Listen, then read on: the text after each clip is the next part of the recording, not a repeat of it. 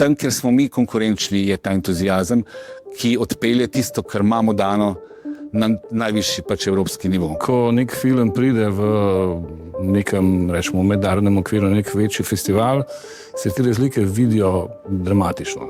Ti vidiš, da je zraven tebe, ki si delal film za 1 milijon, 1 milijon 200, 1,5 milijona, 2 milijona, nek drug film, ki je narejen za 30 milijonov.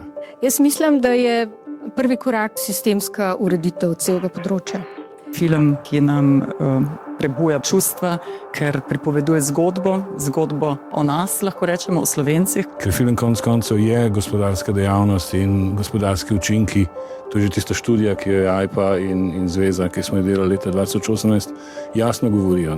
Veliki multiplikativni učinki.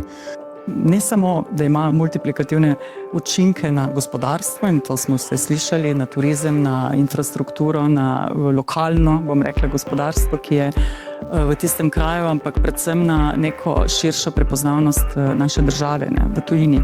Rabimo še ta preskok naprej, da postanemo konkurenčni, je ta, da bojo vrednosti slovenskih filmov postale vsaj dosegle neke povprečne vrednosti evropskih filmov, ker s tem bojo ljudje dobili primerljiva plačila ali pa zadostna plačila.